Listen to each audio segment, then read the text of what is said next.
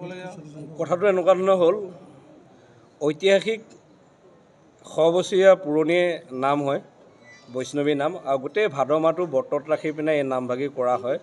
সন্ধিয়া ভাগত সদায় বৈষ্ণৱী নাম লোৱা হয় আৰু মাহৰ শেষত গোটেই গাঁৱৰ মানুহে সমিল মিলেৰে এই নামভাগি উদযাপন কৰা হয়, নামৰ সামৰণি অনুষ্ঠান ৰখা হয়। সেই নিয়ম অনুযায়ী নামৰ আগদিনাখন আমাৰ 3টা বজাত উষা কীৰ্তন থাকে, যিহেতু অসমীয়া সনাতনীসকলে জানিবই উষা কীৰ্তন থাকে। সেইকাৰণে গাঁৱৰ যুৱকবৃন্দই গৈ পিনে বিভিন্ন ঠাইত তোৰণবোৰ কলপুলি হওক বা আপোনাৰ টেণ্ট হওক তেনেকুৱা তোৰণ দিয়াৰ ব্যৱস্থা কৰা হয়। সেই ঘটনাটোক গইলালৈ যি সময়ত সেই ঘটনাটো হৈছিলে, সেই ঘটনাটো এটা একপক্ষই নহয়, একপক্ষ হিচাপে কোনো কাকো নেমাৰে, একপক্ষ হিচাপে কোনো ঘটনাই নহয়, দুই পক্ষই যদি কিবা এটা ব্যৱস্থা নাথাকে। মই আৰক্ষী প্ৰশাসনলৈ অনুৰোধ জনাম, যিহেতু ঐতিহাসিক এখন গাঁও, এইখন গাঁৱৰ পৰা আমাৰ মা দেউতাৰ পৰা আদি কৰি সকলোখিনি থকাৰ পিছত যেনেদৰে তেখেতলোকে কৈছে যে এদল যুৱকে এদল গুণ্ডা বাহিনীয়ে তেখেতলোকে কৈছে যে আমি ডকাইতি, ঠিক সেইদৰে কোনো গাঁৱতে হয়তো চাগে নিজৰ গাঁৱৰ ভিতৰত কোনো এদল যুৱকক গোট খাই পিনাই নিজৰ মাক দেউতাকে কেতিয়াও ৰাতি ডকাইত কৰিব নপঠিয়ায়। এইটো আমাৰ দৃঢ় বিশ্বাস আছে। আৰু যিটো ঘটনাৰ লগত জড়িত কৰাইছে প্ৰতিজন ব্যক্তিয়ে তাত পঢ়ি থকা একোজন শিক্ষিত যুৱক হয়। আৰু সেই যুৱকখিনি এই কাৰণেহে আজি প্ৰশাসনে জানিব, যিহেতু প্ৰশাসনৰ চকুত ধূলি দি কোনো বাচিব নোৱাৰে। প্ৰশাসন যিহেতু পেটলিঙত থাকেই, প্ৰশাসনে যিহেতু নিৰপেক্ষ হিচাপে যদি তদন্ত কৰে সেই ল'ৰাখিনিক দেখিব, সেই ল'ৰাখিনি নামসূত্ৰেহে একেলগে হোৱা ল'ৰা। এই ল'ৰাখিনি কোনো ধৰণৰ এনেকুৱা ধৰণৰ গেং নাইকিয়া, যে পিপলেনি নাইকিয়া, যে কাৰোবাৰ লগত এনেকৈ দন কৰিম, এনেকুৱা ধৰণৰ কিবা কৰিম। এইটো কাৰণে আমি দুখ পাইছোঁ, যিহেতু তেখেতলোকে সেই সমূহ ব্যৱস্থাটো এটা বেলেগ ধৰণৰ এটা কালাৰ দিব বিচাৰিছে। সেইকাৰণে আমি অনুৰোধ জনাম যাতে এটা নিৰপেক্ষ তদন্ত হ'ব লাগে। ৰাতি 1 বজাত সেই যুৱককেইজন ক'লৈ অহা হৈছিলে, ৰাতি 1 বজাত সেই যুৱককেইজনে বিকট শব্দ দি গোটেই গাঁওবাসী যে ভয় খোৱাকৈ ক'লৈ অহা হৈছিলে যুৱককেইজন। আইনে যি ব্যৱস্থা কৰিব আমি তাৰ পক্ষপাত, আমি সহযোগিতা আগবাঢ়িম, গোটেই গাঁৱৰ ৰাইজে সহযোগিতা আগবাঢ়িম। কিন্তু আইনৰ সুৰুঙা লৈ পিনে যাতে যিসকল নিৰ্দোষী আছে সেইসকলকো যাতে হাইচমেণ্ট কৰিব আৰু আইনৰ সুৰুঙা লৈ পিনে এক পক্ষ যাতে ব্যৱস্থা নহয়, তাৰ প্ৰতি এটা প্ৰশাসনে এটা সুবিচাৰ কৰিব লাগিব। আৰু ঐতিহাসিক নাম সেইদিনা উষা কীৰ্তন ভাগি আমি বন্ধ কৰা হৈছে। আৰু উষা কীৰ্তন ভাগি বন্ধ কৰাৰ ভিতৰত আমি নিজে ভয় খাই আছোঁ। আজি আমি চব মানুহে গাঁৱৰ ৰাইজে ভয় খাই আছে। উষা কীৰ্তন ভাগি বন্ধ কৰাৰ পিছত ভগৱানে বা কেনেকুৱা ধৰণৰ এটা ব্যৱস্থা, আইনী ব্যৱস্থাটো আমি যেনে তেনে কৰিব পাৰিম। আইনী ব্যৱস্থাটো উকিল ব্যৱস্থা হ'ব, আদালতৰ ব্যৱস্থা হ'ব, সেইখিনি হ'ব, সেইখিনি দেখা ব্যৱস্থা। কিন্তু ভগৱানে যিটো বিচাৰ কৰিব সেইটোতো শুদ্ধ আৰু সত্য থাকিব, তাত কোনো ধৰণতো কিবা নাথাকিব। সেইকাৰণে মই অনুৰোধ জনাম যাতে অনাহকত যাতে বিনা দোষীকো যাতে দোষী সাব্যস্ত নকৰে।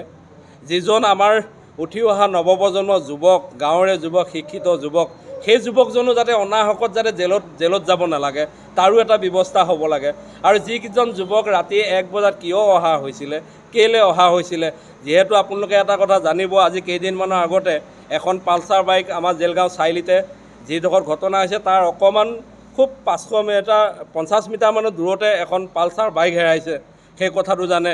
আৰু বিভিন্ন ধৰণৰ গৰু চোৰৰ পৰা আদি কৰি বিভিন্ন ধৰণৰ তেনেকুৱা ধৰণৰ ঘটনা হৈ আছে। কিন্তু সেই ঘটনাবোৰ হৈ থকাৰ পিছতো কিন্তু প্ৰশাসনে আজি যি একপক্ষ নিৰপেক্ষ হিচাপে যিটো ব্যৱস্থা নকৰিলে, এইটো কোনো ধৰণৰ সমাজ ব্যৱস্থাটো এটা আমাৰ যিখন আধ্যাত্মিক সমাজ আছে সেই সমাজখনৰ সকলোৱে এটা ছিষ্টেম হয় যে ভাদ মাহত ব্ৰতত থাকি সেই নাম ৰাখি সামৰণি দিনা এটা জাক জমকতাই সকলো ৰাইজ আহে।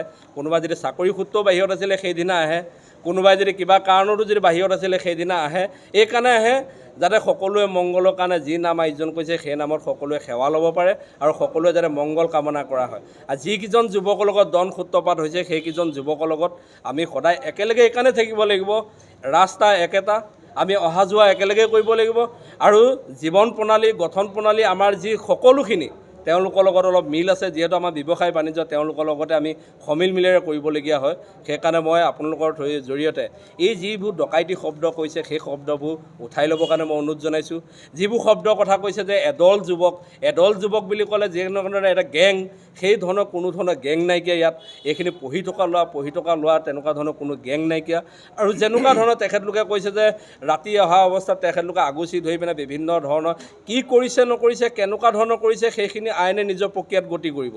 কিন্তু এটা কথা শুনিবলৈ বেয়া হয়, নিজৰ গাঁওখনতেই নিজৰ এদল ল'ৰাক নিজৰ অভিভাৱকসকলে কেতিয়াও ৰাতি পঠাই নিদিয়ে যে সেই গোটেইখিনি যা গাঁওখনত লুটপাট কৰগৈ বুলি। তাৰমানে আমাৰ গাঁওখনক চোৰৰ লগত অভিহিত কৰিছে।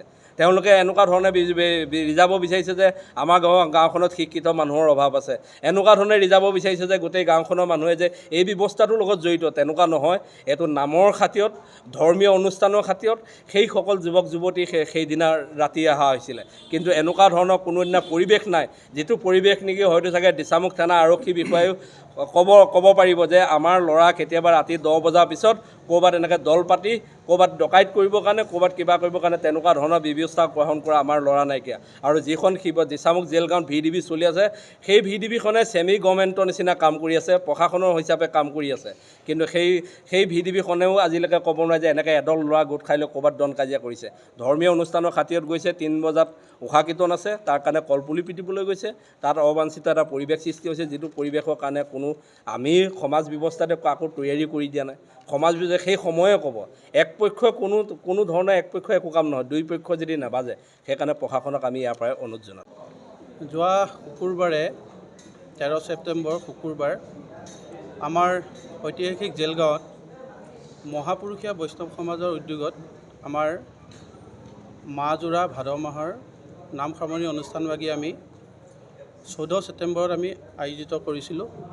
তাৰ পাক মুহূৰ্তত আগনিশা শুকুৰবাৰ 13 ছেপ্টেম্বৰ নিশা আমাৰ এই বৈষ্ণৱবৃন্দই আমাৰ জেলগাঁৱৰ ঐতিহাসিক জেলগাঁৱৰ প্ৰৱেশ দুৱাৰসমূহত আমাৰ কলপুলি পোতাৰ লগতে আৰু তোৰণ নিৰ্মাণ কৰি আছিল। প্ৰায় নিশা 12 মান বাজিছে। তেনে সময়তে চুমনি গাঁৱৰ নিবাসী, আমাৰ এই ওচৰৰে অঞ্চলৰে চুমনি গাঁৱৰ নিবাসী বাণেশ্বৰ টাইৰ পুত্ৰ, বৰ্তমান এতিয়া তেখেত শিৱসাগৰ জিলা গৌৰৱ নগৰৰ নিবাসী, তেখেতৰ লগত আৰু 2জন যুৱক তীব্ৰ বেগেৰে তেখেতে বাইক চলাই আহিছিল। তেনে সময়তে আমাৰ বৈষ্ণৱবৃন্দই আমাৰ জেলগাঁও চাৰিআলিত তোৰণ নিৰ্মাণৰ কাৰ্যসূচী কাম কৰি আছিল। সেই সময়তে তেখেতে আহিছিল অত্যন্ত শব্দ কৰি। আমি শুনা পাইছোঁ মানে গুলিৰ দৰে শব্দ, গুলিৰ দৰে যিটো শব্দ শুনিছোঁ আমি, গাঁৱৰ সকলো ৰাইজ সাৰ পাই গৈছে। পুৱা উঠি আমাক সুধিছে কি হৈছিল, ইমান ডাঙৰ শব্দ হৈছে। সেই ল'ৰাজন ইমান স্পীডত মটৰচাইকেল চলাই আহিছিলে।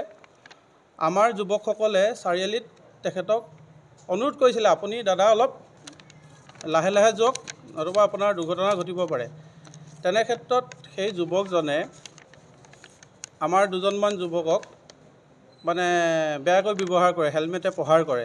মানে এনেকুৱা ধৰণৰ কৰে, তোমালোকৰ বাপেকৰ ৰাস্তা আনি তেনেকুৱা ধৰণৰ শব্দ প্ৰয়োগ কৰে তেখেতে।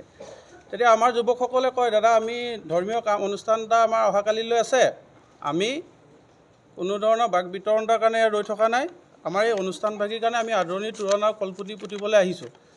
আপুনি কিবা আমি একো অপৰাধ আপোনাক লগোৱা নাই, আপোনাক আমি অনুৰোধহে কৰিছোঁ লাহে লাহে যাবলৈ। সেই কথাখিনি কোৱাত সেই যুৱকজনে বাইকৰ পৰা নামি আহি আমাৰ বৈষ্ণৱবৃন্দক, যুৱকসকলক বহু ধৰণৰ মন্তব্য কৰে, তোমালোকৰ বাপেকৰ ৰাস্তাত বাইক চলাইছোঁনে, তেনেকুৱা ধৰণৰ মন্তব্য কৰাৰ পাছতে এই 3জন যুৱক আৰু বাণেশ্বৰ টাইৰ পুত্ৰ তনুজ টায়ে তেখেতৰ লগত আৰু 2জন যুৱক আহিছিলে, তেখেতসকলৰ লগত হতাহতি হয়। হতাহতি হোৱাত আমাৰ যুৱকসকলে কোনোবা এজনৰ লগত মাৰপিটৰ আৰম্ভ হয় আৰু তেখেতসকলে বাণেশ্বৰ টাইৰ পুত্ৰে বহুত অশালীন মন্তব্যও কৰে আমাৰ চাৰিআলিত।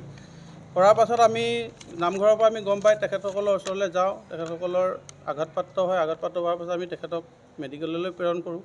সেই স্থানত কোনো ধৰণৰ ডকাইতি কাৰ্যসূচী বা ডকাইতি কৰা কোনো ধৰণৰ ঘটনা হোৱা নাছিল।